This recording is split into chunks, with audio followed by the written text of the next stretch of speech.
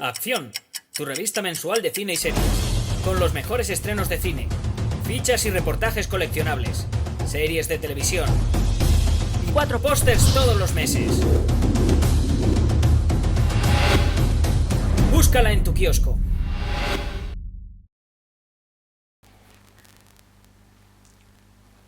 Hola, muy buenas amigos, amigas, seguidores, seguidoras del canal Acción Cine en YouTube. Aquí estamos otra vez. Jaime Vicente Chagüe, convocado otra vez por Juanjo de Asturias. Juanjo nos ha pedido que hablemos de esta peli del año 1955 dirigida por John Sturges con Spencer Tracy, Robert Ryan, Lee Marvin and Francis. Película titulada Conspiración de Silencio. Juanjo, muchísimas gracias de nuevo por una nueva petición y además por traernos de nuevo cine clásico. Yo creo que cada vez que toca hablar de cine clásico vamos a cambiar el dress code y vamos a ponernos qué menos que un polito bueno y un polito limpio, y yo creo que más o menos planchado y no como la mayoría de las camisetas que llevo. Creo que lo merece el hablar de estas películas de los años 40, de los años 50. A veces, y permitidme la confesión, siento un poco huérfano el canal en ese sentido. Siento que se habla más allá de los años 80, y quiero decir más atrás de los años 80, como si eso ya fuera directamente clásicos, que lo son en muchísimos casos, pero que, sin embargo, cuando tocamos películas de los años 40 o de los años 50, de los 40 incluso ahora mismo, no recuerdo ninguna. ¿Alguna ha podido caer? ¿Ha caído alguna de los años 20? Pero bueno, hablar de los años 50 y los años 40 parece que es que ya es la prehistoria directamente. Hemos hablado mucho de los años 70 también, y de vez en cuando, pues oye, cae alguna peliculita del Hollywood, vamos a decir, de su segunda edad de oro. Y eso se debe aquí al amigo Juanjo de Asturias, que nos ha traído esta Conspiración de Silencio. Título en español que, como veis, es calcado al original, que es Bad Day at Black Rock, un mal día en la Roca Negra. Así sería más o menos la traducción literal y bastante horrible, vamos a decirlo. De Black Rock sería la localidad en la cual explotan los acontecimientos que vemos. Joder, es que en los años 50 hasta tenían arte a la hora de inventarse los títulos. Esto es muy curioso, como de vez en cuando dices, coño, no tiene nada que ver, pero que sin embargo dices, suena guay. O sea, aquí sí que sobreviven los títulos clásicos. Conspiración de Silencio. Es una película en la cual lo que tendríamos sería, en primer término, un western puesto al día, actualizado. Vamos a decir a la actualidad de cuando se estrenó esta película. Lo que vendría a ser un neo-western. Porque tened en cuenta que la película, además, está dirigida por un super realizador, uno de los grandísimos nombres. Sin embargo, vamos a decir que, ya sé que entre cinéfilos y tal, entre cinéfilos nos entendemos, ¿no? Nuestro rollito de cinéfilos, y entonces escuchamos John Sturges y enseguida pues se nos vienen a la cabeza por lo menos 4 o 5 películas maravillosas. Pero entendedme cuando digo esto de pocos reconocidos, es decir, tú sales a la calle, preguntas quién es John Huston y tienes muchas posibilidades de que al menos el público de cierta edad lo sepa. Pero sin embargo dices John Sturges y a lo mejor les cuesta más identificar alguna película.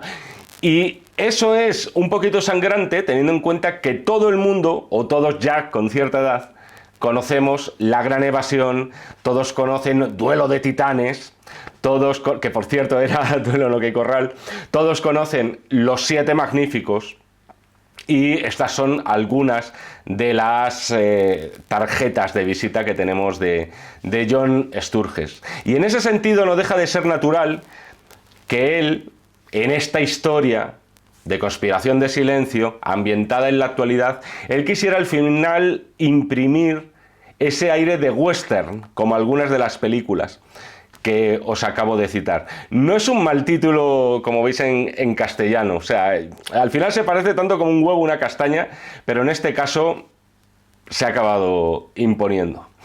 Tenemos un western moderno, pero a su vez también tenemos una película claramente de denuncia. Tenemos una denuncia contra el racismo. No el racismo hacia los negros en Estados Unidos, que por aquellos años todavía no es que estuviera vigente, es que prácticamente estaba incluso legislado por ley, por lo menos en determinados estados de la nación. Ahí tenéis películas como Art de Mississippi, por ejemplo, para que os hagáis una idea. Más o menos ambientada, si no recuerdo mal, en estos mismos años de conspiración de silencio. Pero la película sí trata sobre el racismo hacia la población asiática, y más concretamente hacia todos aquellos ciudadanos norteamericanos de origen japonés. Esto ya se nos ha olvidado, pero viendo esta película se te viene a la cabeza uno de los episodios, vamos a decir, más vergonzosos en lo que respecta al bando aliado durante la Segunda Guerra Mundial. Se nos ha olvidado muchísimo, o se nos ha querido olvidar, pero Estados Unidos estableció en su país sus propios campos de concentración. Es verdad que nadie se lleva las manos a la cabeza, nada comparable con lo de el enemigo alemán, pero en todo caso campos de concentración que alojaron a más de 100.000 personas que solamente tenían, iba a decir un delito, que solamente tenían algo en común entre todos ellos: ser de origen japonés. De hecho, muchos de ellos se suele decir que en torno a la mitad es que directamente eran ya ciudadanos norteamericanos de pleno derecho. ¿Qué ocurría? Ya lo sabéis. Todos habéis visto Oppenheimer. Japón era el enemigo. Japón formaba parte de lo que se conoce como simplemente el eje, junto a la Alemania de Hitler y la Italia fascista de Mussolini. Y lo peor de todo es que Japón venía de atacar en su propio terreno. Todos habéis visto la película de Michael Bay a Estados Unidos en la base norteamericana de Pearl Harbor. Como veis, todo está en el cine. No hace falta abrir un solo libro de historia porque tenemos a Michael Bay para contarnos cómo fueron las cosas. Venga, vamos a hablar en serio un rato. Bueno, en fin, todo esto en el contexto de la Segunda Guerra Mundial. Fue el único, el de Pearl Harbor, ataque bélico que sufrió Estados Unidos en casa. Y lo que nos vendría a decir películas como Conspiración de Silencio es que esa situación desencadenó una ola de xenofobia hacia la población de origen japonés, que además era una población en número bastante importante en la costa del Pacífico. Lejos de ser estos campos una elección, vamos a decir, solamente en caliente, lo cierto es que se prolongó el cautiverio de esos prisioneros durante varios años más, hasta que acabó la Segunda Guerra Mundial. Por supuesto, ya a partir de ahí hubo liberación para todos y cada uno de aquellos ciudadanos japoneses. Es interesante esto, el narrar una película de denuncia, como era claramente esta, pero a su vez con las constantes de un género tan clásico y tan, vamos a decir, proamericano, por lo menos en sus orígenes, como era el western. Y el hacerlo, además, no en la época del lejano oeste, sino en la actualidad, porque el esquema que sigue Conspiración de Silencio es el clásico de varias de las grandes películas del oeste. Esto es el forastero misterioso que llega a ese pueblo perdido de la mano de Dios, y nada más poner el pie en ese lugar empieza a ser mirado con recelo, con desconfianza por parte de la inmensa mayoría de los pueblerinos, nunca mejor dicho. Se puede cortar ahí la tensión con un cuchillo. A ellos no les gusta que él esté allí, y él, sin ninguna duda, ha llegado hasta allí porque está buscando algo. Tiene una misión. Basta solamente con que se encienda una chispita, una espita, para que el incendio surja. Hay que meter aquí en esta película otro género más, al que sin duda Conspiración de Silencio también pertenece, y ese es el thriller. Al fin y al cabo tenemos un misterio. No sabemos qué le ha llevado originalmente al protagonista allí, si hay algo que permanece oculto bajo esa conspiración de silencio y que no nos es, además, prontamente revelado. Nos toca esperar. Y es entonces cuando ves que esta película triunfa básicamente en todo lo que se propone. Triunfa como thriller, narrado, ya lo hemos dicho, por uno de esos cineastas no ya solo solventes, sino que iban más allá de la artesanía en ocasiones, como era John Sturges. Triunfa sin ninguna duda como neo-western.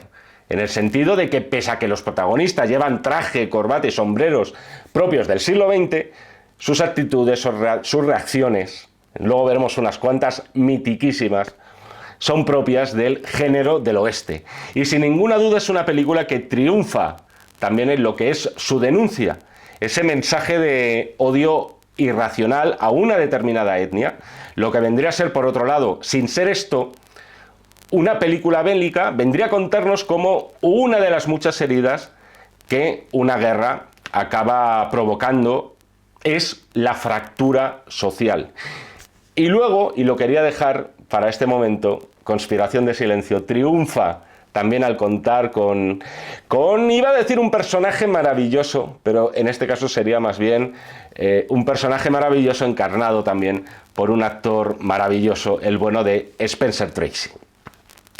Aquí Spence contaba con unos 55 primaveras. Teniendo en cuenta que últimamente en el cine podemos ver al... Vamos a poner el ejemplo. ¿Qué ejemplo podemos poner? Sí, vamos a decir Tom Cruise, por ejemplo. Es el que se nos viene siempre a todos a la cabeza cuando hablamos de alguien mayor haciendo papeles de protagonista, ¿no? Podemos ver al bueno de Tom con 60 años haciendo de todo, dándolo todo. No podemos decir que sea sorprendente ver aquí a Spencer Tracy, pero lo cierto es que eso pensé al principio. Spencer Tracy parece más mayor en la película, en comparación con, insisto, actores, estrellas que podemos ver a día de hoy en el cine y con una apariencia física que dista mucho de la de Tracy. Es una apariencia física, una percha también más juvenil, pero sin embargo sí que da la apariencia aquí a Spencer de ser un hombre ya mayor. Y eso también para mí, lejos de suponer un inconveniente, parecía que no iba a meter ahí la puya, vamos, voy a criticar a alguien por la edad, ya lo que me faltaba. Es un plus que Spencer Tracy parezca mayor. Esta película está basada en un relato corto, ni siquiera llega a la categoría de novela, y desde luego, en ese relato el protagonista era bastante más joven que el personaje de Tracy. Pero sin embargo, esa veteranía, en el caso de un actor como este, era un plus. Era uno de esos factores que hacía de él también una estrella, a pesar ya de su edad. Además de la enorme presencia que tenía, era también la imagen que desprendía, a la tercera bala vencida Tracy, ya con esta edad. ¿Qué nos desprende? Toma, mini punto. Esas canas, ese porte, es alguien que despierta autoridad, alguien que despierta e impone incluso respeto en los demás.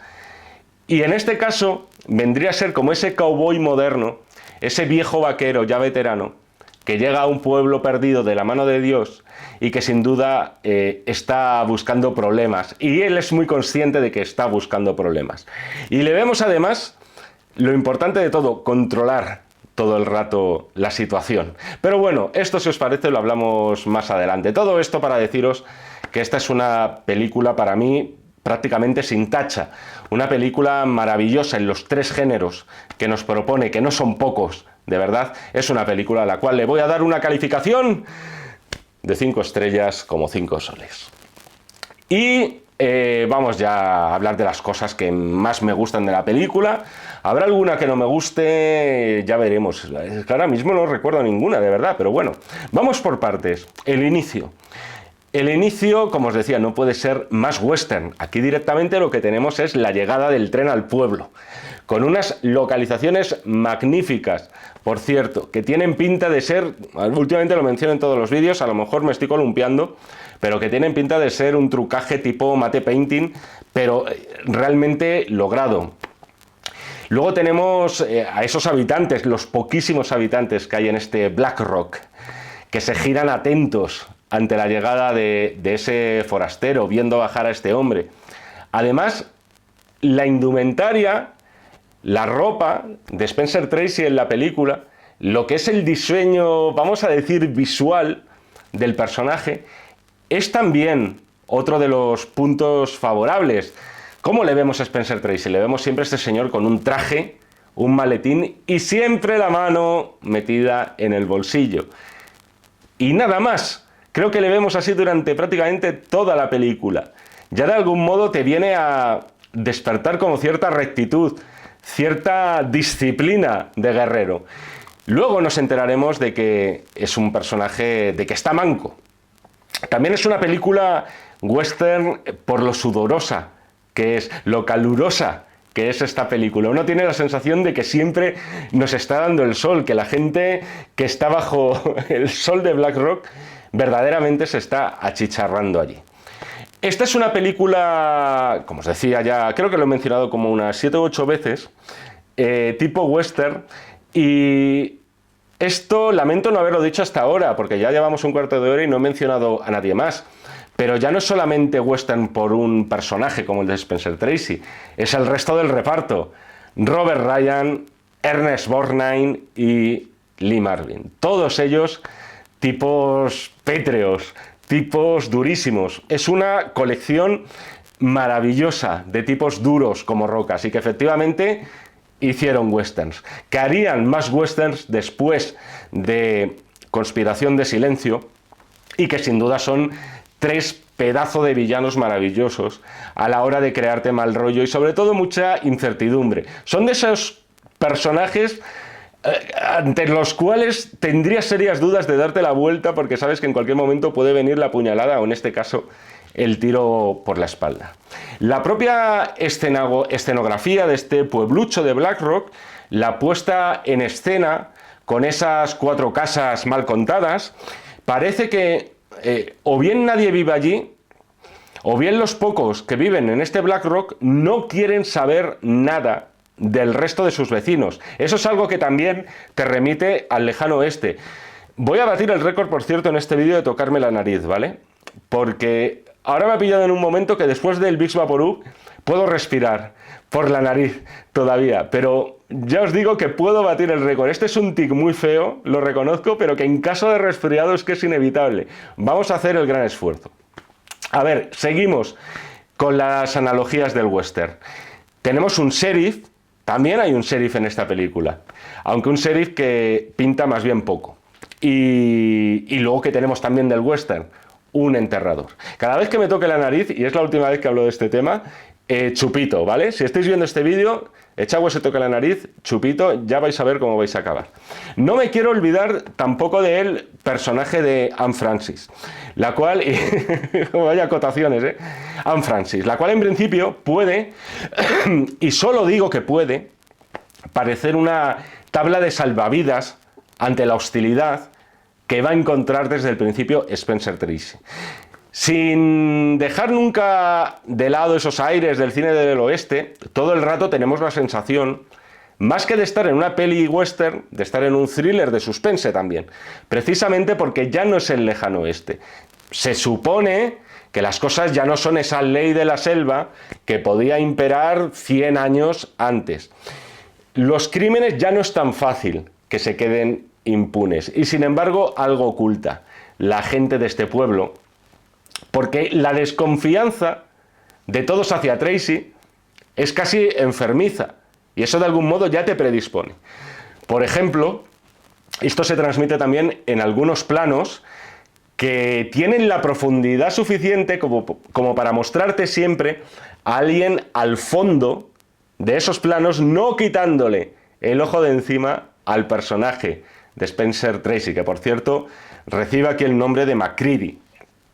Es una película que te está creando todo el rato esa sensación de suspense porque dices, joder, aquí alguien están ocultando algo, sino a qué viene todo esto. Empezando ya por el hecho de que, para empezar, el primero que oculta algo es Spencer Tracy, que está siempre con la mano metida en el bolsillo. Y esto ya es algo que de por sí inquieta a los lugareños. Y de ahí lo que os decía también del estupendo diseño del protagonista.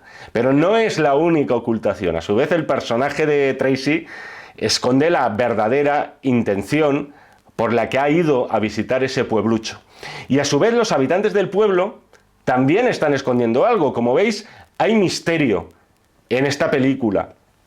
En este western revisionista hay misterio por todos los lados. Pero yo os digo que por encima del personaje de Anne Francis, por encima de estos secundarios maravillosos, que tiene la película, que en algunos casos, más que secundarios, fueron primerísimas estrellas de muchas películas, lo que al final hace grande una película como la que nos ha pedido Juanjo, quiero decir ya grande del todo y a su manera mítica, es Spencer Tracy y su personaje. La actitud que la gente tiene hacia ese personaje es como una constante invitación a que, oye, vete de aquí por pies. Por ejemplo, me estoy acordando de un plano que hay tremendo de ese coche con un ciervo muerto en el capó, coche que creo recordar que conduce Ernest Borgnine, en plan, tú vas a acabar como ese ciervo. Pero sin embargo, ¿cuál es la respuesta de Tracy ante estas constantes provocaciones? El autocontrol. Eso es maravilloso. No paran de provocarle. No acabamos de entender tampoco por qué tanta hostilidad hacia él, y desde luego nos sorprende mucho que Tracy en ningún momento tiene la intención de contraatacar, ni la tentación de devolver esos golpes. No será por falta de ganas, pero desde luego él ha venido a hacer algo muy concreto, como luego se nos va a revelar en la película. Y para poderlo hacerlo bien, lo que necesita es autocontrol. Ya no solamente es la presencia de Spencer Tracy, es que el personaje suyo es siempre interesante. Te hace preguntarte durante la película si dices, joder, este hombre, claro, ha llegado aquí, está claro, vamos a ponernos de su lado porque el resto nos dan un mal rollo de narices, pero cuenta con una estrategia. ¿Y cuál es esa estrategia? Si es que tiene una. Y yo creo que desde el principio Tracy tiene MacReady como el personaje de la cosa, si no recuerdo mal. Tiene Kurt Russell, tiene la estrategia clarísima en la cabeza. Por ejemplo, con el personaje de Anne Francis. Él ve que en todo ese hermetismo que impera en BlackRock, en toda esa ley del silencio, hay un escape. Enseguida lo ve en Anne Francis, hay como una pequeña fuga. En el personaje de esta chica, con ese gesto de amabilidad que tiene con él al principio. Y por ahí es donde él va a intentar tirar. Vamos a tirar del hilo para poder cumplir mi misión. No lo he comentado hasta ahora, pero en todo este tono también de peli del oeste influye muchísimo la banda sonora de André Previn, o Previn. Tiene ese aire de western, aunque de vez en cuando es una película, es una banda sonora también que rompe como con atonías. Y no hay caballos, pero también en esta película lo que tenemos es, en lugar de caballos, son los coches. Tenemos, por ejemplo, chupito, tenemos una muy buena secuencia automovilística. Es verdad que cuando se enfocan a los actores, se nota mucho que eso está rodado con las, y por otro lado, adorables, vamos a utilizar ese adjetivo, transparencias. Pero es una de esas carreras que está realizada con muy buen oficio. Y eso John Sturges, por ejemplo, en La Gran Evasión, con las célebres secuencias de motocicleta con Steve McQueen, lo demostraría unos pocos años después que era uno de sus fuertes. O sea, lo bordaría también, en este caso, en esa persecución a MacReady por parte de Ernest Borgnine, que verdaderamente es una de las grandísimas, siempre es una mosca cojonera, pero en esta película es que Borgnine lo da todo. Poco antes hay un detalle en el que MacReady observa antes unas flores en el suelo, unas flores que crecen en un suelo que es desértico, con ese molino de viento girando. Si se ve la película sin conocer nada del argumento, este es uno de esos detalles interesantes. Es uno de esos detalles que de algún modo van a explicarte, sin decírtelo, lo que está buscando MacReady. Hay una conversación en la película también muy reveladora de muchas de las intenciones que tiene la peli. Y a la vez es una secuencia magnífica entre Robert Ryan y Spencer Tracy, donde Robert Ryan empieza a hablar de su pasado en la Segunda Guerra Mundial. Él empieza a hablar de esas, cito textualmente, ratas que bombardearon Pearl Harbor. Y tiene una serie de reflexiones por las cuales, aparte de demostrar todo ese odio hacia aquel que tenga rasgos asiáticos, también revela, por otro lado, como suele ocurrir, muchos complejos por parte del personaje de Robert Ryan. Lo que está haciendo aquí la historia hemos pasado de ese western thriller y vamos adentrándonos en los terrenos de la denuncia. Y verdaderamente es un tour de force, esto no debería haberlo dicho, entre los dos personajes, Tracy y Ryan, y durante esa conversación mola mucho cómo el personaje de Spencer Tracy consigue darle la vuelta a la tortilla, consigue contraargumentarle de tal forma que acaba desnudando al personaje de Ryan. Como veis, ese es el poder que emana alguien en apariencia, vamos a decir, un abuelillo que ha pasado por ahí, pero que sin embargo es el fucking Spencer Tracy. En todo caso, toda gran película tiene... Esta tiene varias, pero tiene una gran secuencia que se nos ha quedado grabada. Y en este caso es la de la pelea. La pelea, por lo menos, entre Ernest Borgnine y Spencer Tracy.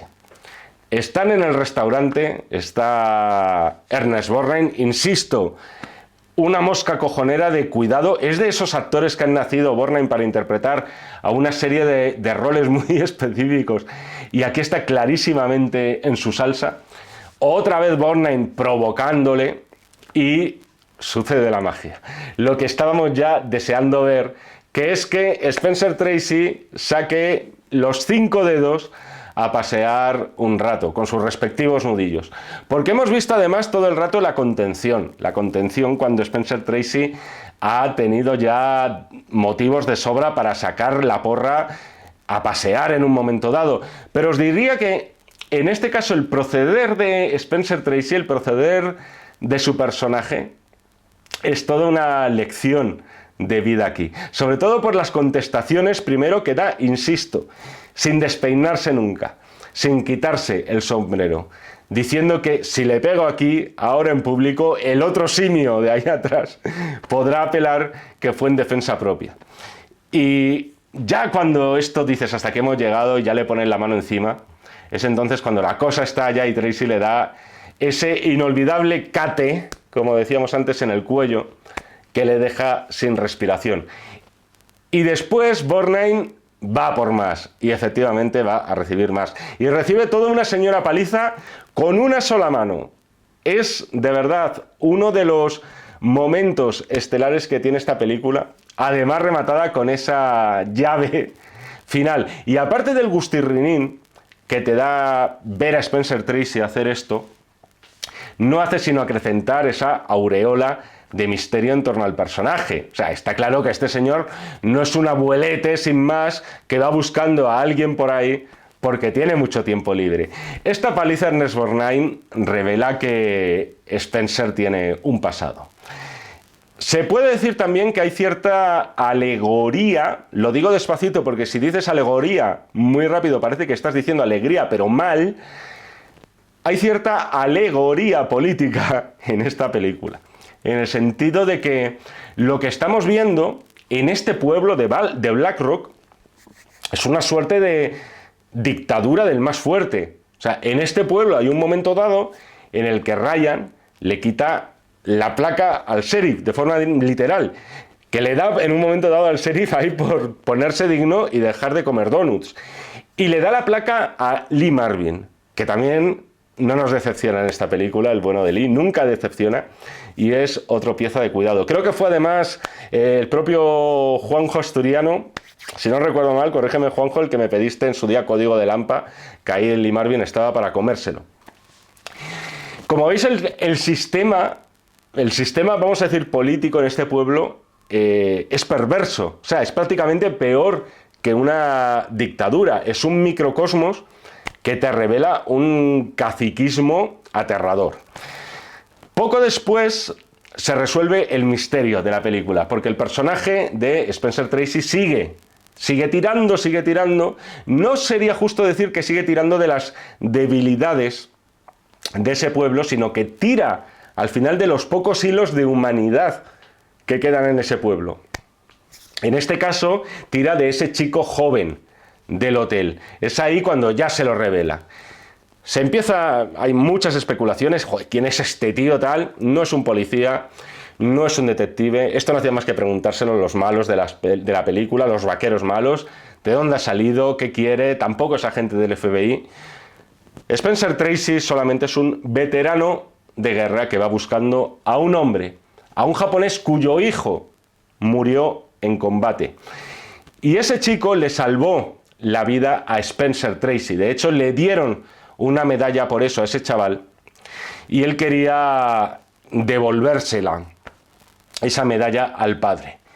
¿Qué ocurrió entonces en realidad? Que entre la alergia a todo lo que fuera japonés en ese pueblo y por otro lado la envidia porque ese hombre, ese padre japonés que estaba sentado allí, Chupito, encontró un pozo de agua que le iba a solucionar la vida, eso provocó después de una borrachera y después de todo ese rencor acumulado por lo sucedido en la Segunda Guerra Mundial, que Robert Ryan y sus secuaces incendiaran la casa de este pobre hombre y le dispararan. Y ese detalle de las florecitas que hemos visto antes, que crecían en el desierto, era mostrado con toda la intención del mundo, porque en realidad esa superficie donde vio las flores Spencer era una tumba. Allí estaban empezando a crecer.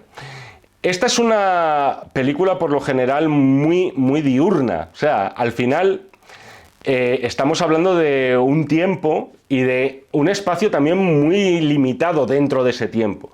En eso recuerda a otro de los clásicos del western indiscutibles, que en este caso es Solo ante el peligro. Solo ante el peligro, otro título en castellano, sacado totalmente de la manga, pero que, vamos, no solamente es que haya sobrevivido, sino que se utiliza además como frase tópica.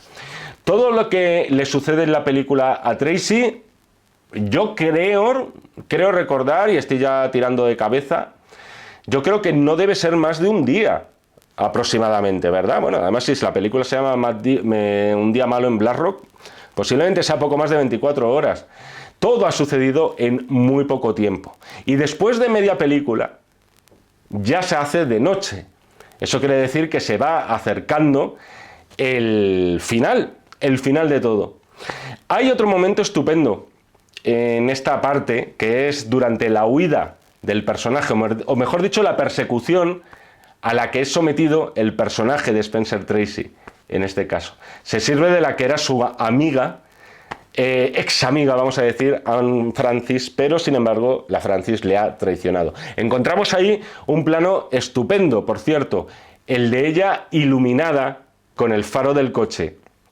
Y es donde se constata la doble traición, la traición que se le ha clavado hasta donde pone Toledo al personaje de Spencer Tracy y por otro lado la traición del personaje de Robert Ryan hacia ella. Entre ratas traidoras, como veis, está el juego.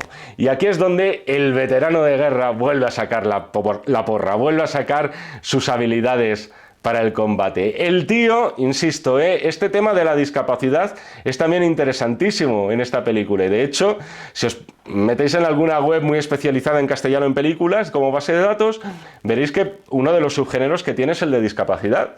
Llena una botella con gasolina del coche, se quita la corbata, el tío se está fabricando un cóctel molotov, pero de vicio. En fin, no hay que olvidar, nunca, no hay que olvidar que estamos ante un soldado, no hay que olvidar que es alguien que ha estado en el campo de batalla y que ha luchado además cuerpo a cuerpo. Y es ahí cuando el personaje de Robert Ryan empieza a arder en llamas. Y, joder, esto siempre me ha llamado la atención.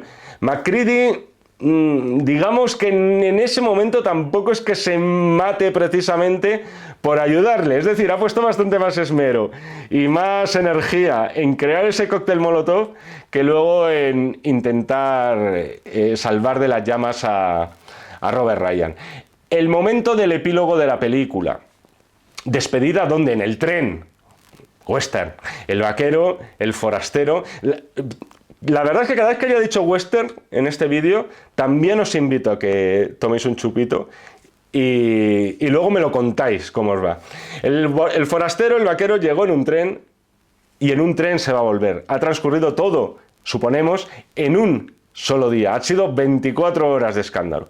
Me gusta el detalle de que el médico del pueblo insiste mucho al final, cuando está Spencer Tracy a punto de subir al tren, danos esa medalla. No para él, no para el médico, sino para el pueblo, para ese pueblo de BlackRock. Considera que eso sería lo único un poco digno, que puede ser un estímulo para ese lugar que a partir de ahora va a ser, bueno, ya no es que vaya a ser conocido por haberse producido una matanza tremenda, es que ya el sitio estaba completamente podrido.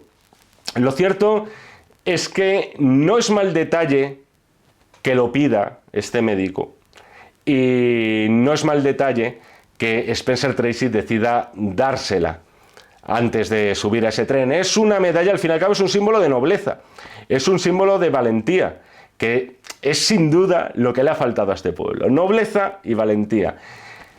Además, tened en cuenta que, que es, para que os hagáis una idea del alegato antirracista o antisenófobo, como lo queráis ver, en este caso de la película, es que ya no es solamente que hubiera que perdonar a los japoneses por haber atacado Pearl Harbor, es que directamente lo que estaba haciendo Spencer Tracy era devolverle el favor al padre de un chico japonés que a él le había salvado la vida. Para que veamos hasta qué punto a veces podemos ver enemigos donde verdaderamente no los hay. Este tema de que le falte nobleza y valentía al pueblo de BlackRock también me despierta una pregunta. ¿Nos quieren decir con esto que le faltó a parte de la sociedad norteamericana también esa nobleza a la hora de dejarse llevar por emociones después de un momento tan traumático para el país, uno de los momentos que sin duda marcaron y un antes y un después en la historia de Estados Unidos, como fue el ataque de Pearl Harbor? ¿Se puede llevar, por así decirlo, todo lo que nos ha mostrado John Sturges en esta película a una escala, vamos a decir, mayor o alegórica de todo el sentir de un país? Estos interrogantes me han quedado muy largos, ¿no? Yo no iría tan lejos, pero sin duda, no os quepa duda de que esas notas críticas sobre parte de la sociedad norteamericana yo creo que están ahí. Y desde luego da que pensar. Y después de rascarme la nariz y ya poderos tomar el último chupito, me despido hasta aquí de esta crítica a la carta de conspiración de silencio y me despido por ahora, solo por ahora, de Juanjo de Asturias. Juanjo, amigo, 1.000.000 de gracias de nuevo por esta petición. Nos queda por ahí alguna potente todavía, si no voy demasiado mal de memoria, y espero que por lo general os haya gustado a todos este vídeo. Ya sabéis, para peticiones de películas del Hollywood clásico, por ejemplo, o películas del siglo XXI, o incluso de los años 20, que también ha caído alguna, ¿por qué no de los años 10? Lo que os dé la real gana, estoy disponible para eso. Sigo recibiendo críticas a la carta. Las instrucciones, si no las veis abajo, dad un toque al canal porque ahí tienen que estar, como ponerse en contacto con ello. Un poquito más arriba también, muy importante, un like, un mísero like que nos puede salvar la... Ya, joder, tampoco te pongas tan dramático. Nos viene genial un like y un comentario, si puede ser en el vídeo, pues más bien positivo. Y una suscripción, 70.000. Numerito ya, que empieza a ser redondo, 70.000 suscriptores que tiene este pedazo de canal que es Acción Cine. Nos seguimos viendo aquí en el canal de Acción Cine, si así me lo requerís, y por supuesto nos seguimos leyendo en este, que es el de diciembre, y en todos los que están por venir de los números de la revista Acción. Muchísimas gracias y hasta otra. Acción, tu revista mensual de cine y series, con los mejores estrenos de cine, fichas y reportajes coleccionables, series de televisión y 4 pósters todos los meses. Búscala en tu kiosco.